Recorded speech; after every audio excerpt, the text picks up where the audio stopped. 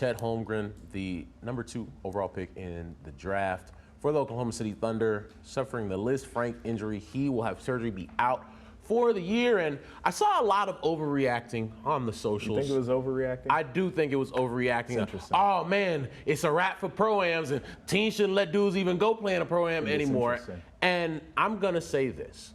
Basketball players do what, JP? They play ball. They play ball, and they were gonna have to work on their games during the summer. You're not just finishing your season, going home, and sitting on the couch. Right. Basketball players have to play basketball, whether that's 5-on-5s, 3-on-3s, 1-on-1s with their trainers. You have to play. Like, you can't just not play. It's like with football. Everyone will say, oh, no preseason games. Nobody's playing the preseason game. Why are they even having preseason practices? JP, you on our show when we were talking about the preseason said, yo, it's important for guys who either are on the fringe of a roster, but important because you need to have reps. Because to be good in game, you have to have those situations. And to say that all of a sudden because of a freak accident for Chet Holmgren, and it sucks. It really does, because people were really excited to see him. We were really excited to see him. But that could have happened at the OKC Thunder's facility. It could have. Or anywhere else. He could have been walking and done the same thing. He could have been running, getting ready for the season, and that could have happened. So to say that all of a sudden because of this one injury,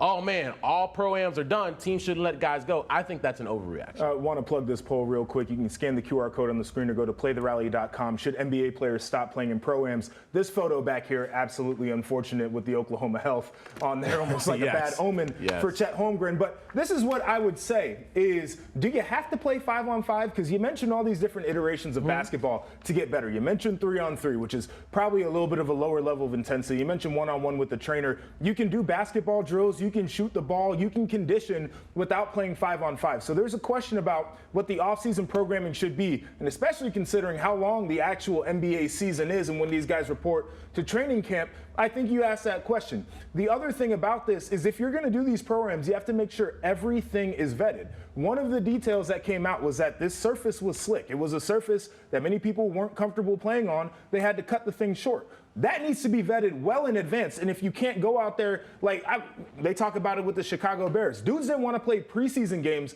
at Soldier Field because it was torn up due to a concert. And I totally understand that. And then Shams brought up a really good point, and I'd love to see where owners go with this, because part of this deal is that the NBA has encouraged this and they've embraced it. And it's been a good way to build up the sport and viewership.